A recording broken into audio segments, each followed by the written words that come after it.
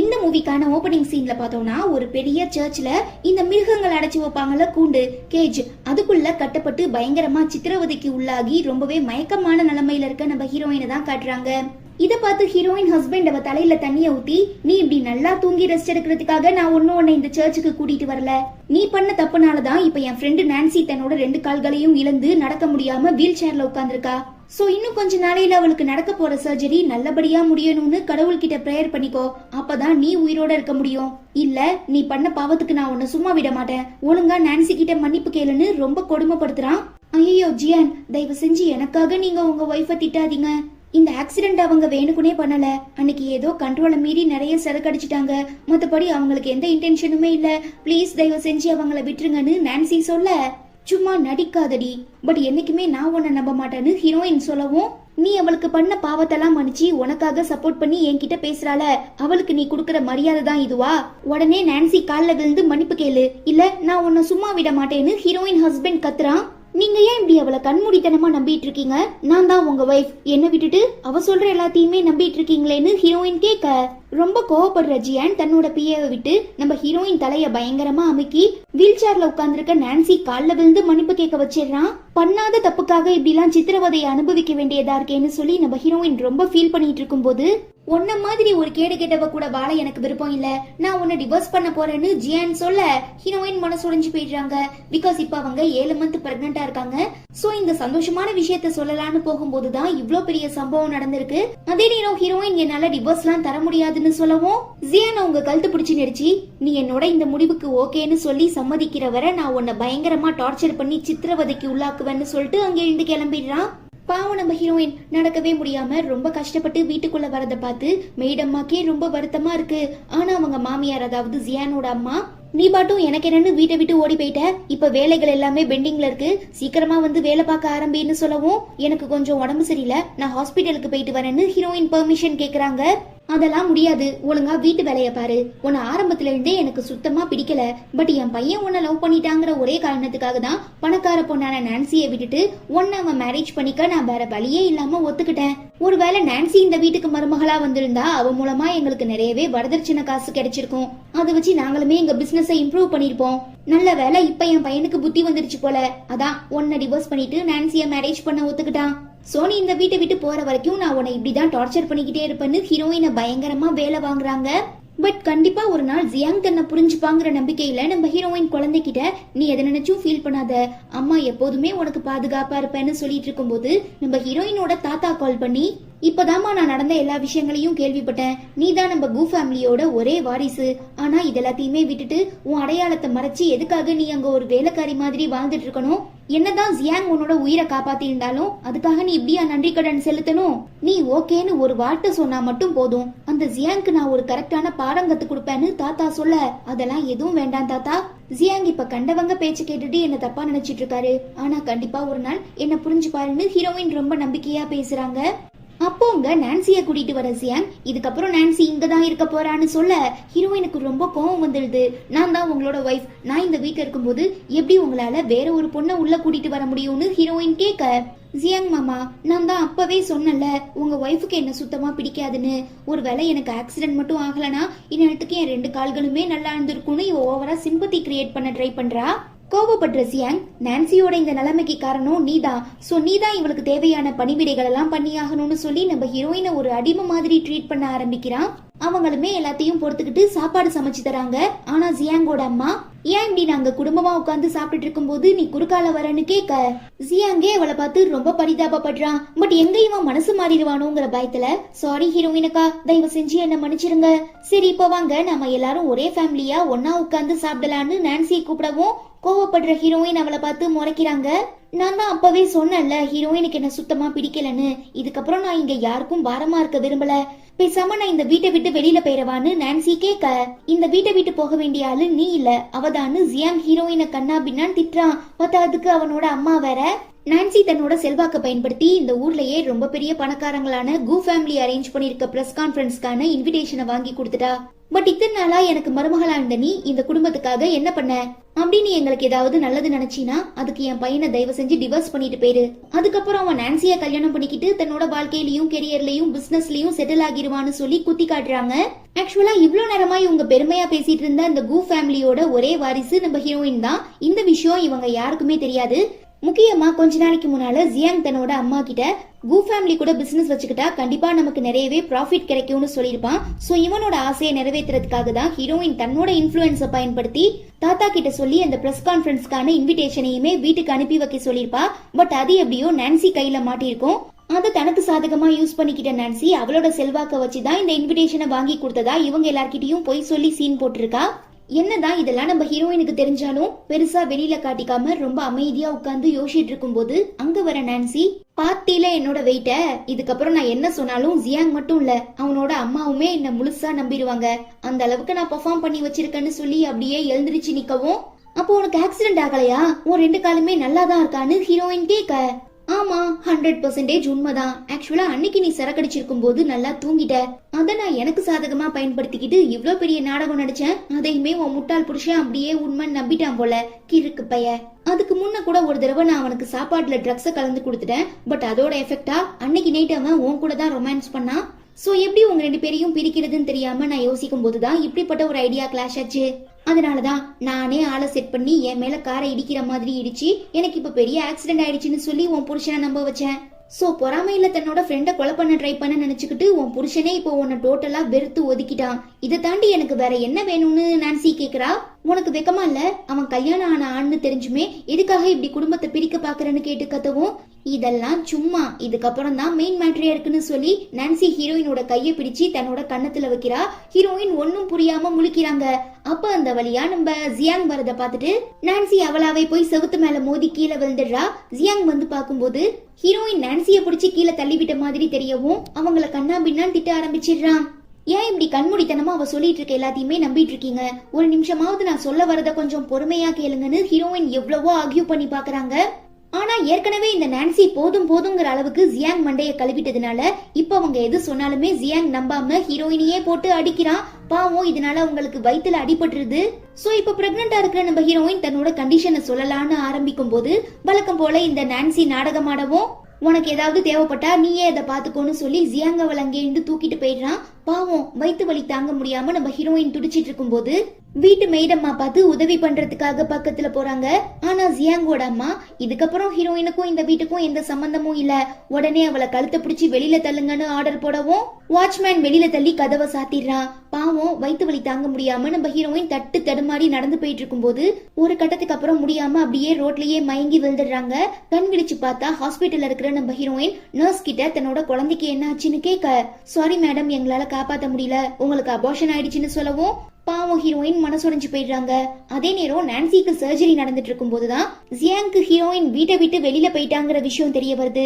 So தனக்கு தெரிஞ்ச எல்லாத்துக்குமே கால் பண்ணி ஹீரோயினை தேடி கண்டுபிடிக்க சொல்றான். ஃபைனலா இப்ப அவங்க ஹாஸ்பிட்டல்ல இருக்காங்கிற விஷயம் தெரிய வந்ததும், உனக்கு அபார்ஷன் ஆச்சுன்னு சொல்றாங்க, நமக்கு கல்யாணம் ஆன நாள்ல இருந்து என்னோட சுண்டு விரல் கூட உன் மேல பட்டதில்ல, அப்புறம் எப்படி நீ பிரெக்னண்டா இருந்திருக்க முடியும், உண்மையை சொல்லு, யார் அந்த குழந்தைக்கு காரணம், இப்ப அவனை பாக்குறதுக்காக தான் வீட்டை விட்டு வெளியில போனியா, பாத்தியா கடவுளே உனக்கு தகுந்த தண்டனைய கொடுத்துட்டாரு, உனக்கு எவ்வளவு தைரியம் இருந்தா எனக்கே நீ துரோகம் பண்ணிருப்பான்னு கேட்டு கத்தவும், ஆட மெண்டல் புடிச்ச கிறுக்கு பயலே, அன்னைக்கு ஒரு நாள் நீ பயங்கரமா குடிச்சிட்டு சம போதையில நிதானமே இல்லாம வீட்டுக்கு வந்த போதான் இந்த சம்பவம் நடந்தது. நானும் இதை எத்தனையோ முறை உன்கிட்ட சொல்ல முயற்சி பண்ணேன். பட் நீ ஒரு தடவை கூட என் வார்த்தைய பொறுமையா காது கொடுத்து கேட்டதில்ல. இப்ப கடைசியில உன்னை உண்மையா காதலிச்சு கல்யாணம் பண்ணிக்கிட்ட என்னையே நீ மனசாட்சி இல்லாம தப்பா பேசுறன்னு சொல்லி ஹீரோயின் ரொம்ப ஃபீல் பண்றாங்க. என்ன உன் கள்ளக்காதலனை காப்பாத்துறதுக்காக நாடகம் போட்டுட்டு இருக்கியா? இதுக்கப்புறம் நீ சொல்ற எதையுமே நான் நம்ப மாட்டேன். இப்போதைக்கு உன்கிட்ட எனக்கு ஒரு முக்கியமான தேவை இருக்குன்னு சொல்லி டாக்டரை கூப்பிடவும் ஹீரோயினால இந்த சிச்சுவேஷனை புரிஞ்சுக்க முடியுது. நீ எல்லாம் ஒரு மனுஷனா? இப்பதான் எனக்கு அபார்ஷன் ஆச்சுங்கிறது உனக்கே நல்லா தெரியும். பட் கொஞ்சம் கூட இறக்கம் இல்லாம எப்படி என்கிட்ட இருந்து ரத்தம் எடுக்க உனக்கு மனசு வந்ததுன்னு கேட்க, நான்சிக்கு இப்ப ரொம்ப பெரிய முக்கியமான ஆபரேஷன் நடந்துட்டு இருக்கு. சோ அவளுக்கு ரத்தம் தேவைப்படுது. அதான் அவளோட இந்த நிலைமைக்கு காரணமா இருந்த உன்கிட்ட இருந்தே நான் ரத்தத்தை எடுக்க போறேன்னு சொல்லி உடம்பு சரியில்லாம ஹாஸ்பிட்டல் இருக்கிற பொண்ணுன்னு கூட பாக்காம ஹீரோயின் கிட்ட இருந்து நிறைய பிளட் எடுத்துடுறாங்க. அவ்வளவுதான், இதுக்கப்புறம் இவன் திருந்துவாங்கிற நம்பிக்கையை இழந்துடுற நம்ம ஹீரோயின் மனசுடைஞ்சு போய் அவனை டிவோர்ஸ் பண்ண ஒத்துக்கிறாங்க. பட் என்னதான் ஜியாங் நம்ம ஹீரோயினை இறக்கமே இல்லாம பயங்கரமா டார்ச்சர் பண்ணியிருந்தாலும் அவனால இந்த முடிவை ஏத்துக்க முடியல. பிகாஸ் ரெண்டு பேரும் லவ் பண்ணி மேரேஜ் பண்ணிருப்பாங்க. சோ என்னதான் ஒரு சைடு சந்தோஷமா இருந்தாலும் இன்னொரு சைடு தன்னோட ஆறுயிர் ஆசை காதல் மனைவி ஹீரோயினை பத்தி யோசிச்சு ரொம்ப ஃபீல் பண்றான். அதே நேரம் இங்க நம்ம ஹீரோயின் தன்னோட பணக்கார தாத்தா கிட்ட அவங்களுக்கு நடந்த கொடுமைகள் எல்லாம் பத்தி சொல்லவும் ரொம்ப டென்ஷன் ஆகிடுற அந்த மனுஷன், இதுக்கப்புறம் நீ எதுக்காகவும் கவலைப்படாத, நான் உனக்கு துணையா இருக்கேன். உன்னை கஷ்டப்படுத்தினவங்களெல்லாம் நீ எப்படி பழிவாங்க ஆசைப்படுறியோ அது எல்லாத்தையுமே எக்ஸிக்யூட் பண்ணு, நான் உனக்கு ஸ்ட்ராங்கா சப்போர்ட் பண்றேன்னு ஆறுதல் சொல்றாரு. கட் பண்ணா ஜியாங்கோட அம்மா ரொம்ப பெருமையா பேசிட்டு இருந்த இந்த கு ஃபேமிலியோட பிரஸ் கான்ஃபரன்ஸ் டேவுமே வருது. அதுக்கு இந்த நான்சி தான் இன்விடேஷன் வாங்கி கொடுத்தா போலன்னு சொல்லி அவளை பயங்கரமா புகழவும், வெளியில சிரிச்சுக்கிட்டே மனசுக்குள்ள இந்த நான்சி, எனக்கும் இதுக்கும் எந்த சம்பந்தமும் இல்ல, யதார்த்தமா அன்னைக்கு ஒரு நாள் போஸ்ட்மேன் ஏதோ ஒரு போஸ்டர் உங்க மெயில் பாக்ஸ்ல வைக்கிறத பார்த்தேன், சரி என்னவா இருக்குங்கிற கியூரியாசிட்டில ஓபன் பண்ணி பார்த்தா உள்ள இந்த பார்ட்டிக்கான இன்விடேஷன் இருந்தது. அதான் இதை நான் எனக்கு சாதகமா பயன்படுத்திக்கிட்டேன். பட் நிஜமாவே எந்த நல்ல மனுஷன் இந்த இன்விடேஷனை வீட்டுக்கு அனுப்பி வச்சாங்கிறது எனக்கு தெரியாதுப்பான்னு சொல்லி நக்கலா சிரிக்கிறா. பத்தாவதுக்கு இந்த ஜியாங்கோட அம்மா வேற நான்சிய தாறுமாறா புகழ்ந்து, நீ மட்டும் என் வீட்டுக்கு மருமகளா வந்துட்ட, அவ்வளவுதான் நாங்க எல்லாருமே கோடியில பொறலுவோன்னு சொல்ல, ஆட போங்கடா முட்டா பசங்களா, எனக்கு இந்த கு ஃபேமிலிய பத்தி எதுவும் தெரியாது, சும்மா உங்களை ஏமாத்துறதுக்காக ஒரு சின்ன பிட்டு தான் போட்டேன், பட் அதையும் நீங்க நம்பி என்ன பெருமையா பேசுறீங்க பாருன்னு சொல்லி செமையா சிரிக்கிறா. அப்ப அங்க நம்ம ஹீரோயின் வரத பாத்துட்டு ஜியாங்கோட அம்மா, என்ன பணக்காரனான என் பையனை டிவோர்ஸ் பண்ணிட்டு இந்த பிரஸ் கான்ஃபரன்ஸ்ல ஏதாவது பணக்காரனை உஷார் பண்ண வந்தியான்னு கேட்க, என்ன டிவோர்ஸ் பண்ற மாதிரி பண்ணிட்டு திரும்ப என்ன இப்படி எல்லாம் அடிக்கடி யதார்த்தமா மீட் பண்ணி சிம்பத்தி கிரியேட் பண்றதுக்காக தான் ஃபாலோ பண்ணிட்டு இருக்கியான்னு ஜியாங் கேட்க, வாய் இருக்குங்கிறதுக்காக நீ இஷ்டப்படி எல்லாம் பேசிட்டு இருக்காத, இன்னும் கொஞ்ச நேரத்துல நான் யாருங்கிறது உனக்கே நல்லா தெரியும்னு சொல்லிட்டு ஹீரோயின் போயிடுறாங்க. நீ யாரா இருந்தா எங்களுக்கு என்னன்னு கலாய்ச்சிட்டு ஜியாங்கோட ஃபேமிலி அந்த கான்ஃபரன்ஸ்க்குமே போறாங்க. அங்க வந்திருக்க ஒரு சிலர்லாம் இப்ப ரீசெண்டா தான் அமெரிக்கால இருந்து படிச்சுட்டு இந்த கு ஃபேமிலியோட ஒரே வாரிசான மிஸ் சங்ஷி திரும்ப சைனாக்கு வந்திருக்காங்க. அவங்க எந்த அளவுக்கு பணக்காரங்களோ அந்த அளவுக்கு பயங்கர புத்திசாலியாமா. சோ இன்னும் கொஞ்ச நாளையில நம்ம ஊர்ல ஒரு பெரிய பொட்டிக் ஸ்டார்ட் பண்ண போறதா கேள்விப்பட்டோம். பாக்குறதுக்குமே ரொம்ப அழகா இருப்பாங்களாம். சோ அவங்கள கல்யாணம் பண்ணிக்க போற பையன் கண்டிப்பா கொடுத்து வச்சிருக்கணும்னு பேசிக்கவும், ஜியாங்கோட அம்மா, பாத்தியா மைசன், நிஜமாவே அந்த பொண்ணு ரொம்ப வெயிட்டான பார்ட்டியா இருப்பா போல, பேசாம நீ அவளை லவ் பண்ணி கல்யாணம் பண்ணிக்கோ, அப்பதான் நம்மளால பெரிய பணக்காரங்களாக முடியும்னு சொல்லவும், நான்சி பயந்து போயிடுறா. பிகாஸ் இவ ஜியாங் அடையணுங்கிறதுக்காக தான் நிறையவே ஃப்ராடு வேலை பார்த்திருப்பா. பட் இப்ப கொஞ்சம் கூட நன்றியே இல்லாம ஜியாங்கோட அம்மா பேச்ச மாத்தி பெல்டி அடிக்கவும், எங்க தான் பட்ட கஷ்டம்லாம் வேஸ்ட் ஆகிருமோன்னு சொல்லி நான்சி ரொம்ப பயப்படுறா. அதே நேரம் நம்ம ஹீரோயினை மிஸ்டர் கு ஃபேமிலியோட ஒரே வாரிசுன்னு சொல்லி இன்ட்ரோ பண்ணி வைக்கவும், அங்க இருக்கிற பெரிய பெரிய பணக்காரங்களா, மேடம் உங்களுக்கு என்ன உதவி தேவைப்பட்டாலும் எங்க கிட்ட கேளுங்க, கண்டிப்பா நாங்க எப்போதுமே உங்களுக்கு துணையா இருப்போம்னு சொல்லி வாண்டடா போய் பேசவும், இவங்க 3 பேரால அக்செப்ட் பண்ணிக்க முடியல. முக்கியமா ஜியாங்கோட அம்மா, இத்தனை நாளா என் வீட்டுல ஒரு வேலைக்காரி மாதிரி இருந்துட்டு இருந்த இவ எப்படி இவ்ளோ பெரிய பணக்கார வீட்டு வாரிசாக முடியும்னு கேட்டு கத்தவும், கோவப்படுற ஹீரோயின் அவங்கள பிடிச்சி தள்ளிவிட்டு, இப்ப நான் நினைச்சா ஒரே நிமிஷத்துல நீங்க 3 பேரும் இருந்த இடம் தெரியாம அழிக்க முடியும்னு மிரட்டுறாங்க.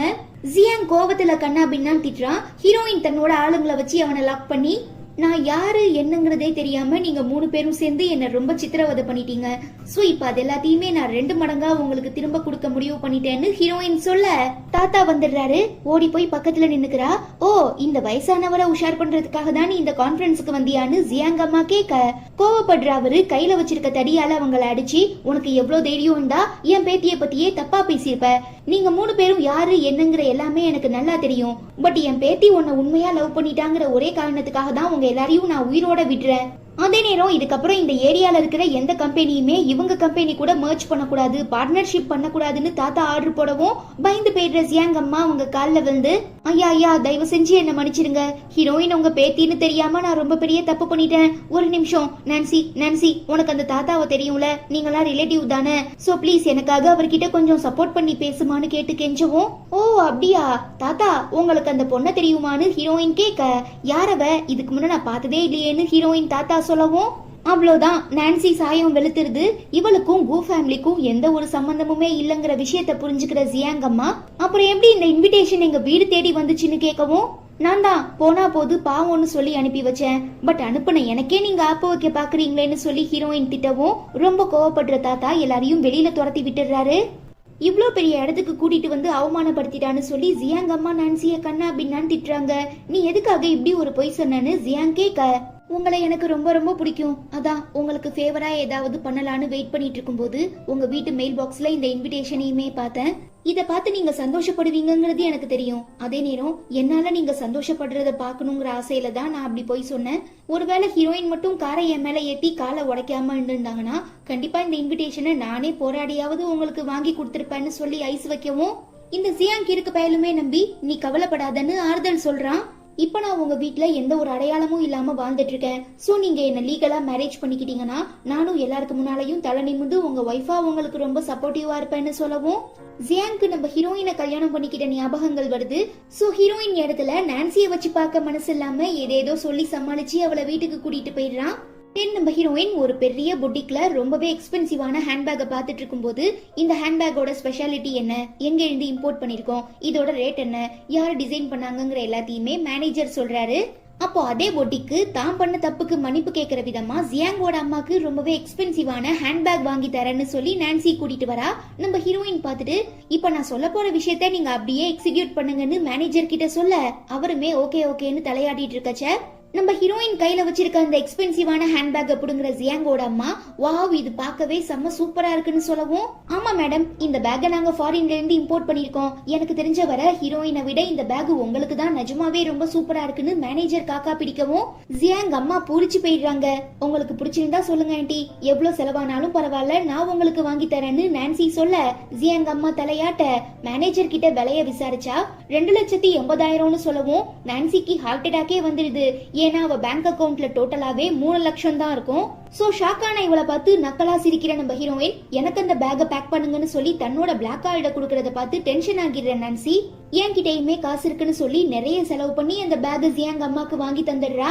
மேடம் நம்ம பொட்டிக்கோட ஃபர்ஸ்ட் சேல் ரொம்ப சக்சஸ்ஃபுல்லா முடிஞ்சிருச்சுன்னு மேனேஜர் சொன்னதுக்கு அப்புறம் தான் இந்த பொட்டிக்கோட ஓனர் நம்ம ஹீரோயின் தாங்கிற விஷயம் இவங்க 2 பேருக்குமே புரிய வருது.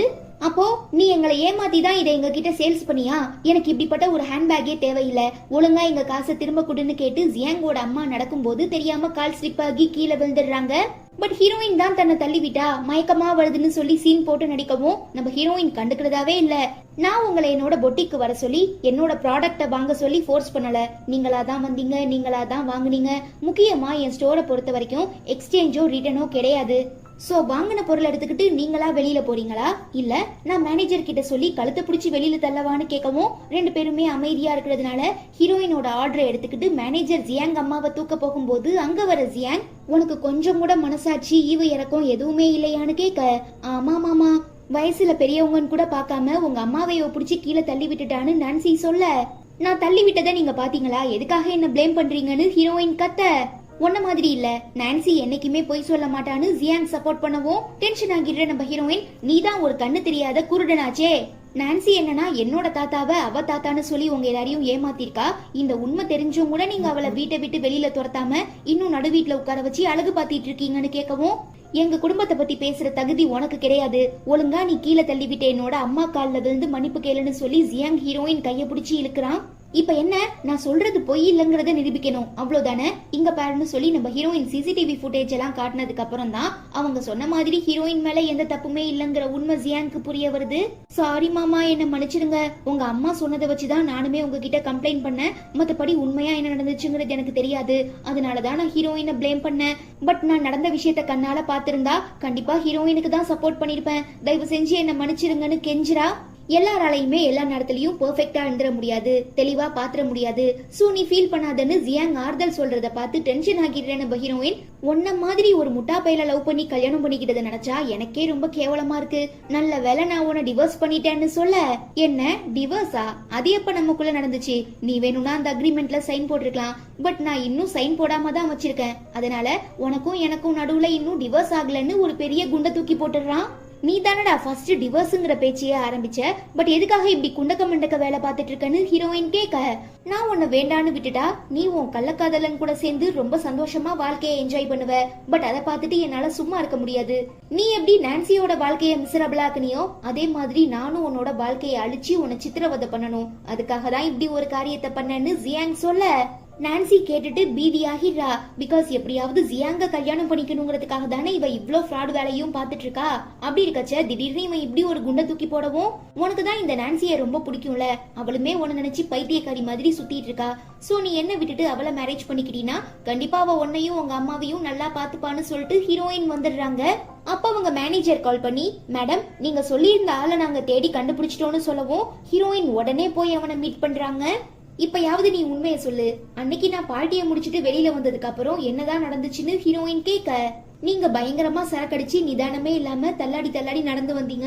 சோ உங்க வீட்டு டிரைவர் ஆனா வீட்டுக்கு கூட்டிட்டு போறேன்னு எவ்வளவோ சொன்னேன். பட் நீங்க கேட்காம என்கிட்ட இருந்து கார் சாவியை வாங்கிட்டு போய் சம போதையில காரை ஓட்டி கண்ட்ரோலை மிஸ் பண்ணி நான்சி மேல விட்டு ஏத்திட்டீங்கன்னு சொல்றான். பட் ஹீரோயினால நம்பவே முடியல.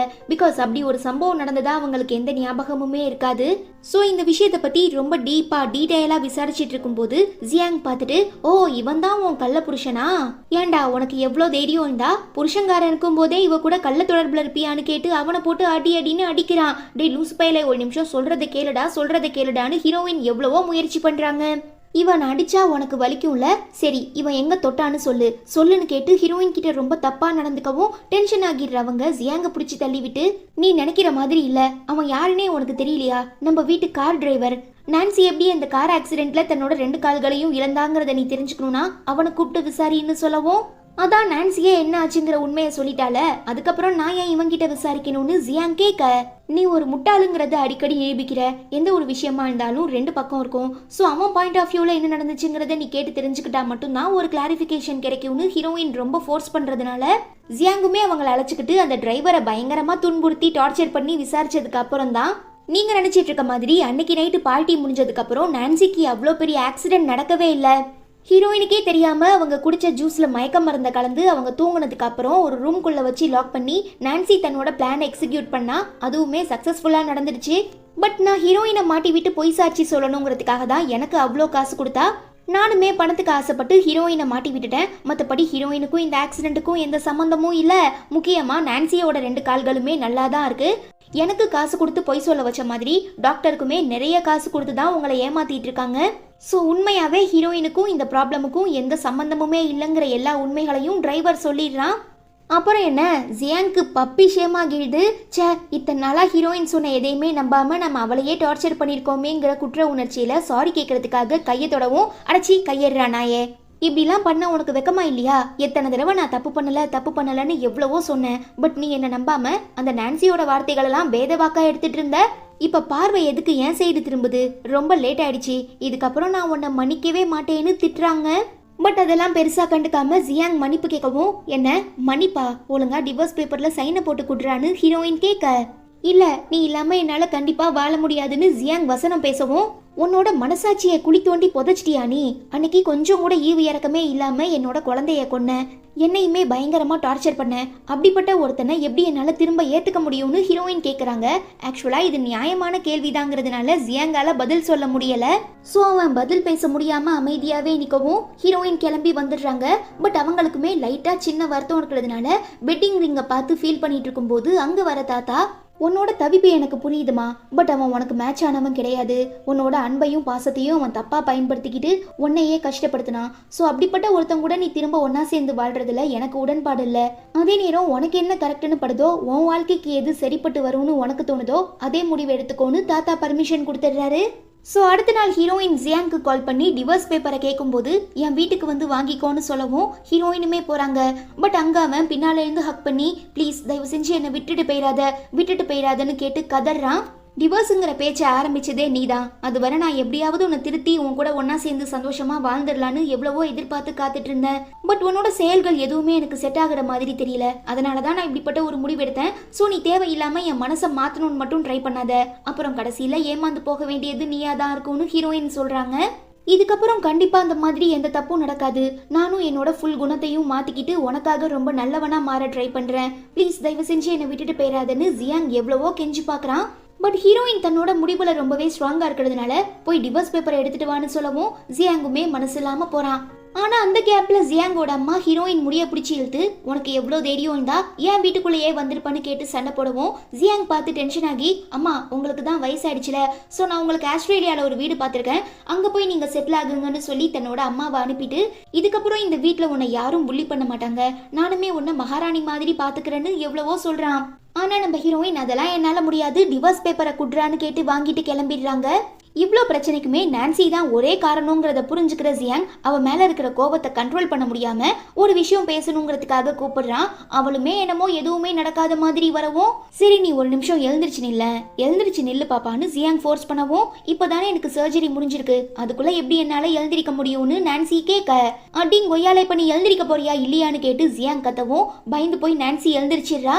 உண்மையை சொல்லு அன்னைக்கு நிஜமாவே உனக்கு கார் ஆக்சிடென்ட் ஆச்சா அதுல நீ உன் கால்களை இழந்தியா அதுக்கு காரணம் ஹீரோயின் தானான்னு ஜியாங் கேட்க மிரண்டு போயிடுற நான்சி பயத்துல வேற வழி இல்லாம நடந்த எல்லா விஷயங்களையும் புட்டு உண்மையை சொல்லிடுறா. அவ்வளவுதான் உன்னை நம்பின பாவத்துக்கு என் வாழ்க்கையிலேயே நீ கேர் மாத்திட்டீல நானும் ஹீரோயினும் எவ்வளோ லவ் பண்ணோம் தெரியுமா பட் உன்னோட பொய்னால உன்னோட சூழ்ச்சினால இப்ப நாங்க 2 பேருமே பிரிஞ்சிட்டோம் இதை என்னால ஏத்துக்க முடியல அதே நேரம் உன்னை பழி வாங்காம நான் சும்மா விட மாட்டேன் உனக்கு காலில் ஆக்சிடென்ட் ஆயிடுச்சு நடக்க முடியலன்னு தானே சொல்லி ஏமாத்திட்டு இருந்த இப்ப நிஜமாவே ஆக்சிடென்ட் ஆக போகுதுன்னு சொல்லி தன்னோட ஆளுங்களை வச்சு நான்சி காலை அடிச்சே உடைச்சிடுறான். அப்படி இருக்கும்போது தான் நம்ம ஹீரோயின் வீட்டில் ஒரு பெரிய ஃபங்க்ஷன் நடக்குது உடனே கிளம்பி வாங்கன்னு ஹீரோயின் வீட்ல இருந்து இன்விடேஷன் வரவும் ஹீரோவுமே போய் பார்த்தா அங்க அவங்க சின்ன வயசு ஃப்ரெண்டு கூட ஹீரோயினுக்கு என்கேஜ்மெண்ட் நடந்துட்டு இருக்கு. ஜியாங்கால இதை ஏத்துக்க முடியல ப்ளீஸ் எனக்கு இன்னும் ஒரே ஒரு வாய்ப்பு கொடு கண்டிப்பா நான் உனக்கு ஒரு நல்ல ஹஸ்பண்டா நல்ல ஃப்ரெண்டா இருப்பேன்னு வாக்குறுதி கொடுத்து பாக்குறான். ஆனா ஹீரோயின் ஏத்துக்க முடியாம அவனை வெளியில கூட்டிட்டு வந்து நம்ம 2 பேருக்கும் ஏற்கனவே அபிஷியலா டிவோர்ஸ் ஆகிடுச்சு ஸோ இதுக்கப்புறம் நீ யாரோ நான் யாரோ என்னோட வாழ்க்கையில நீ தலையிடாத நானுமே உன்கிட்ட எந்த பிரச்சனையும் பண்ண மாட்டேன் ஒழுங்கா இங்க இருந்து கிளம்பு நாளைக்கு எனக்கும் என் ஃபியான்சேக்கும் என்கேஜ்மெண்ட் ஆக போகுதுன்னு சொல்லவும் ஜியாங் தலையில இடி விழுந்த மாதிரி ஆகிடுது. பாவம் பயபுல ஹீரோயினை நினைச்சு பயங்கரமா குடிக்க ஆரம்பிச்சிடுறான். கட் பண்ணா அடுத்த நாள் நம்ம ஹீரோயினுக்கு என்கேஜ்மெண்ட். மனசு கேட்காம ஹீரோயினை மீட் பண்ண வர ஜியாங் தான் பண்ண எல்லா தப்புக்குமே மன்னிப்பு கேட்கவும் ஹீரோயினுக்கு அப்படிப்பட்ட சிச்சுவேஷன்ல என்ன ரிப்ளை பண்றதுனே தெரியல ஒரு மாதிரி தயங்குறாங்க. சரி உன் தவிப்பு எனக்கு புரியுது பட் நான் உன்னோட ஃப்ரெண்டா உன்னை கடைசியா ஒரே ஒரு தடவை ஹக் பண்ண ஆசைப்படுறேன் ப்ளீஸ் எனக்கு பெர்மிஷன் தர முடியுமான்னு ஜியாங் கேட்க ஹீரோயின் தடுமாறுறத பார்த்து ஓகே உனக்கு விருப்பம் இல்லைன்னு நினைக்கிறேன் பட் நீ எங்க இருந்தாலும் உன் நல்ல மனசுக்கு சந்தோஷமா இருப்பேன்னு வாழ்த்திட்டு ஜியாங் கிளம்பிடுறான். என்ன இருந்தாலும் தன்னோட ஃபர்ஸ்ட் லவ் ஜியாங் தாங்கிறதுனால ஹீரோயினுக்குமே அவனை விட்டு பிரிகிறது ரொம்ப கஷ்டமா இருக்கு பட் ரியாலிட்டியை அக்செப்ட் பண்ணி தான் ஆகணும் இல்லையா ஸோ சோகமா நிக்கிறத பார்த்துட்டு ஹீரோயின் ஃபியான்சி அவங்களுக்கு ஆறுதல் சொல்றான். அவ்வளோதான் இதோட இந்த மூவியுமே முடியுது. எனக்கு என்னமோ இந்த எண்டிங் சாட்டிஸ்ஃபைடாக தான் இருந்தது பிகாஸ் ஜியாங் நம்ம ஹீரோயினை அவ்வளோ கொடுமைப்படுத்தினதுக்கு அப்புறம் அவன் செய்கிற ஒரு சின்ன நல்ல விஷயங்கள்னால ஹீரோயின் திரும்ப அவனை ஏற்றுக்கிட்டாங்கன்னா ஃபியூச்சரில் அவங்க வாழ்க்கை எப்படி இருக்குங்கிறத நம்மளால யூகிக்க முடியாது. ஸோ இதோட நிறுத்தி நம்ம ஹீரோயின் வேற ஒருத்தரை மேரேஜ் பண்ணிக்க போகிறதுனால ஓரளவுக்கு சந்தோஷமாக இருப்பாங்கன்னு நம்ம நம்பலாம். அதே நேரம் ஜியாங்குமே திருந்திட்டான். அதனால என்னை பொறுத்தவரை இதுவே ஒரு நல்ல எண்டிங் தான். இந்த எண்டிங் உங்க எல்லாருக்குமே பிடிச்சிருக்கும்னு நினைக்கிறேன். பிடிச்சிருந்தா மறக்காம லைக் பண்ணிட்டு நம்ம சேனல் வீடியோஸை உங்க ஃப்ரெண்ட்ஸ் அண்ட் ஃபேமிலி கூட ஷேர் பண்ணுங்க. ஓகே உங்க எல்லாரையும் நான் ரொம்ப சீக்கிரமா அடுத்து ஒரு சூப்பரான டிராமால மீட் பண்றேன். Until then it's bye from Afi and stay tuned with Spectre of Fantasy.